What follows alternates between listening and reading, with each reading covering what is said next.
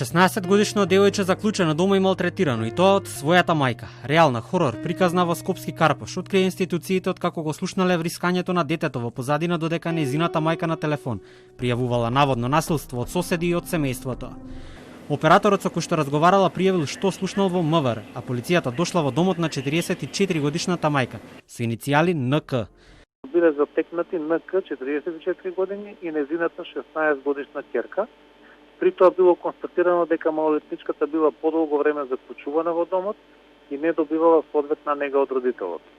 На малолетничката веднаш е пружена соодветна помош и е сместена во здравствена установа, каде што е згрижена, а по службена должност ќе биде одреден и старател. НК е приведена во полициска станица, а потоа пренесена во психијатриската установа Бартовци, каде е задржана за понатамошна постапка.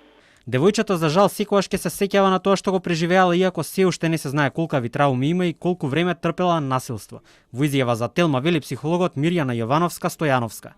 Сега сите институции се на потек за да обезбедат враќање во нормален и реален живот на малолетното девојче. Може би требало порано да се интервенира ако ова трае долго време, ако како што кажуваат се слушале женски крици и гласови, а најверојатно и комшиите слушале.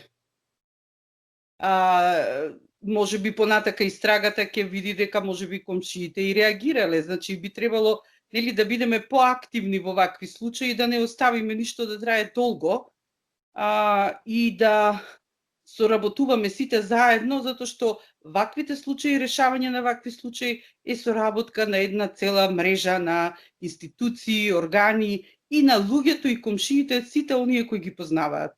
Третманот е најважен, вели стручното мислење. Враќање во нормален колосек, обезбедување кров над глава, лечење на трумите и преокупација со училишните обврски. Девојчето, младата девојка ќе може да се врати во некој реален живот, ама за такво нешто исто не е потребно само психолошки оддел.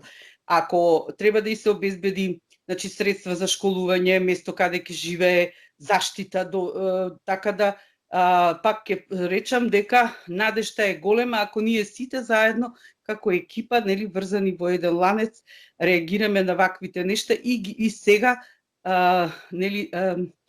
правиме третман, лечење или помош на ова млада девојка. Од Скопскиот центар за социјална работа само кратко кажаа дека преземаат се за заштита на малолетното девојче, но поради осетливоста на целиот случај не можат да откријат повеќе информации.